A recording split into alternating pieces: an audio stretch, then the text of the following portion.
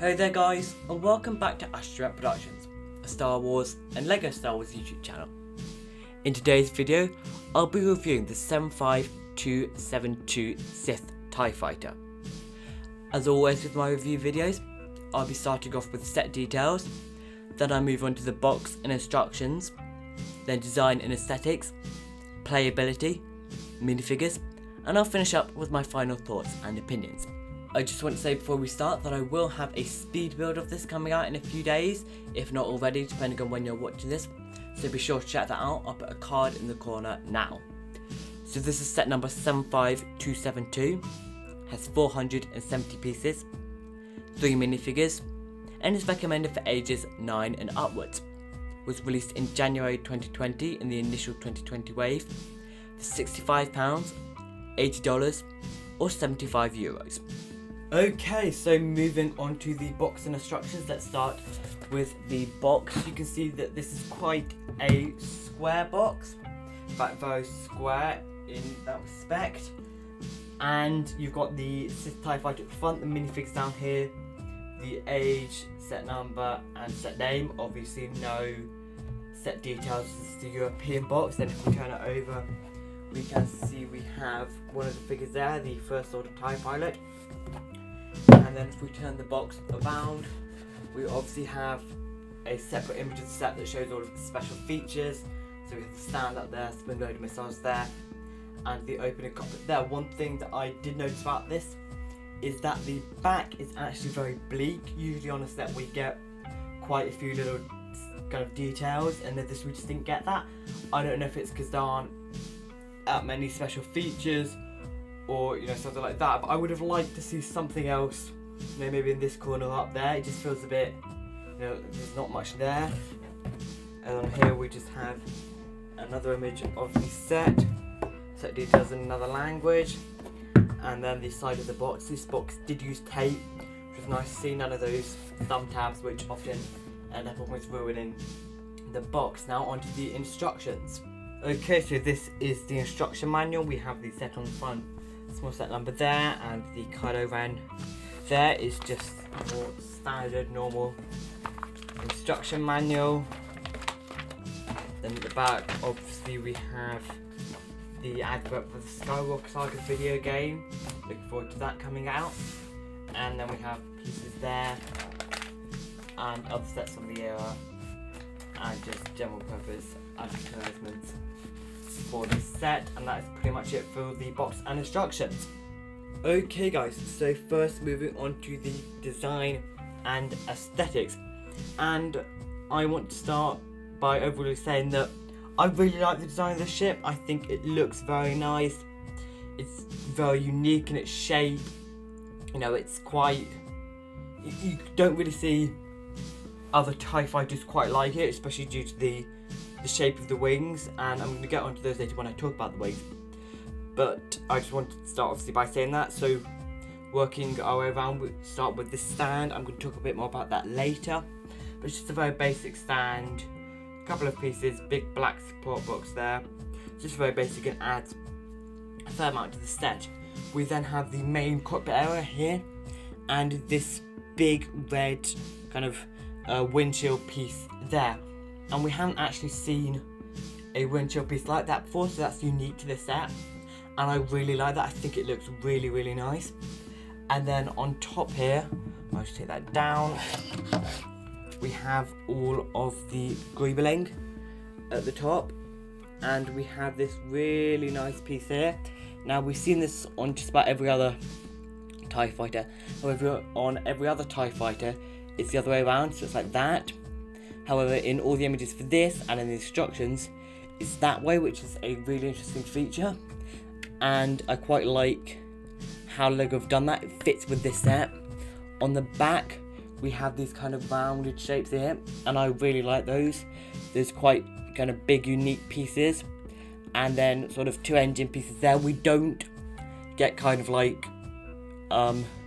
fuel coming out of them, like we don't get kind of blue studs or something like we do on a lot of the other TIE Fighters or vehicles in Star Wars, which is fine, I don't really mind that. And then on the bottom we have this bit here, which I really like. It's nice and curved, nice and spherical. It really rounds off that kind of spherical cockpit piece here, which I really like. We just put it back in like so, and then move over to the wings. Now these wings are obviously one of the main features of the set. It's what sets it apart, and it's going to ship the name the Dorito TIE Fighter after obviously the Dorito crisps. I think it's a bit of an unfair name, but you know, it is Dorito shaped. But I love these wings. I think they look so good because you have this kind of thin strip of red around the outside, which is actually really fun to build. I really enjoyed that. You can check out my speed build in a few days to see what that's like. And then we have, so the wings are double layered, so we have the main layer back here and then a secondary layer about 2 or 3 studs up here, and that's got a really nice build underneath there. And then we have the spring-loaded missile there, which I'll show you later, but I really like the way they integrate the push button in there. So we just have a small little grill piece there, which I think works really well for this, and I think it, you know, fits in as part of the set. You can see it as part of the set. And then we have around the back we have this piece here, which I think is fine, and then these kind of double layered pieces which I don't quite get, but they're just kind of there, and it's not much to really bother about. And that is just about it for the design and aesthetics of this set. So now for the playability of the set, and I have quite a few qualms with the playability. I'm not sure it was the best that they could have done. I think they certainly could have done better with this, which is quite disappointing really. So if we start on the wings, we have the main kind of bit featured on almost every Star Wars set, and that's the spring-loaded missiles. There you can just about see the green tip coming out there. If you push on the grill piece that I showed you earlier, that just comes out like so. Very simple, very easy, works like every other spring-loaded missile. And of course you can leave that out if you want to. Now, I'm just going to quickly talk about the stand. I was interested for the stand when I got this set. I was interested to see how it would work, how it would function. And my honest answer is that it doesn't function very well. It's not a very good stand. The actual stand itself is okay, but in terms of, you know, supporting the ship, it's really not the standard I expect. You can probably see back in the design category I was having quite a lot of trouble getting the ship on here, and it's falling off quite often because it just bends. And if you look there, it's not fitting on properly, and it falls off quite easy, and it's not a very good stand. I was really disappointed about that. Now you can open this up, the red canopy bit comes down, and this opens up and you can put your pilot minifigure in there. Then we do have 2 quite nice little display panels in there. It's not quite like your usual seat. If I just show you there. There we go. Just one display panel there, one there. And then the seat is just your usual, not the normal Lego seat, but just the one that you slot the minifigure straight into. Now, this bit is, it doesn't function well enough for me, I don't think. So this canopy piece is supposed to come forward and slot straight back in. However, if you kind of push it to one side at all, then it gets stuck there. It's quite hard to push back in. You have to push it in to the direct centre if you want to get it straight in, which is really disappointing. And then now for me, the worst bit of this set, which is the way that this comes forward. So if I just turn that around, you can see we have that there. So you push that forward, that's nice. And then this stays there. So you have to physically then push that up as well to push that in, which is just, you know, they managed to do that on every other TIE Fighter. They managed to get it working well, yet on this, for some reason, they just can't do it. And I don't understand why they didn't try to fix that, because that's a very clear and obvious design flaw that they should have sorted out.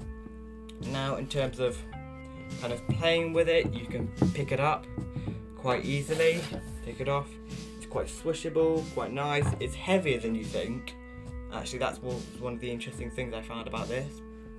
And you can just kind of swish it around and then put it back on the stand when you're finished with it, and that's all the playability that you get in this set. So now moving on to our minifigure category, starting with Finn. This is obviously Finn in his episode 9 outfit, and we have this really nice kind of coat and shirt underneath. I really like that. It's similar to the one of Pose that he has in The Force Awakens and The Last Jedi, but he's obviously kind of updated it slightly. And we have these really nice trousers that are quite similar to Han's in the earlier, kind of the original trilogy and the slightly later Lego set. And then around the side, we have this really nice satchel, which I really like. And then on the back, we have a small back print, not much. And if we take the hair off, this is a really nice hairpiece. Actually, I really like that hairpiece. We do have a second, slightly more scared face. And then if we turn him back around, you can obviously see he's got the smiley face and then a gunmetal grey gun there. So all around a really nice thin minifigure for this set. Our second minifigure is our Knights of Ren minifigure. So this was kind of either the third or fourth Knights of Ren figure that we got, depending on how you look at it. And this is Trogdon. So he has this really lovely detailed continuous leg and torso print. I absolutely love that. I think it's so great how Lego have done that. He has a sort of vibro sword there with a slight curve in the back there, and that's not actually accurate to the movies, unfortunately. In the movies it's just all straight, but that's a fairly minor complaint. I don't think it's something that Lego would have specifically aimed for. Now underneath his hood piece, and that's a really nice hood piece, I just want to say, I think it's unique to him, I'm not sure. That just comes off and we can see that there. Very nice and simple. He has this really nice detailed face print there. I really love that face print. I think it's absolutely stunning. And then if we turn him around, we have a small back print, and then we'll obviously have no second face under there, but that is a really nice Knights of Ren minifigure. So our final minifigure is our First Order TIE Fighter pilot.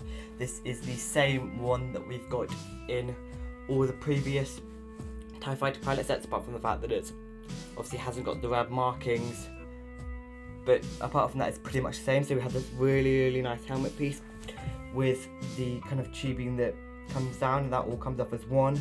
Also have angry clone underneath. Really nice printing on the helmet there. And there's similar continuous printing on the torso and legs, with the tubing attaching to a life support pack on his chest. We have a small pistol there. And then if we turn him around, we can see that we have a small, fairly standard back print. And that is just about it for all your minifigures for this set. A really nice bunch of minifigures for what you get with a set for a £65 set. Okay guys, so now on to my final thoughts and opinions. So would I recommend this set to people? Yes, absolutely. I think it's a very good set. I think it's a solid, well built set. I think it's good for all ages. You know, it's displayable, especially because it's got that kind of slightly different colour from most TIE Fighters. It's got nice playability, you know, and I think, as I just said, it's quite different from a lot of TIE Fighters, which I think makes it really nice for people who've already got a lot of TIE Fighters, or maybe haven't actually got a TIE Fighter yet. You know, it's quite unique and stands out quite well, which I think is a really good feature of this set. But yeah, I would 100% recommend this, and I think it's a very good all-round set. Okay guys, so thanks for watching this video. If you enjoyed it, don't forget to like, subscribe and turn your post notification bells on. Check out my other LEGO Star Wars review videos in the end screen now. May the Force be with you, and I'll see you next time on Astromech Productions.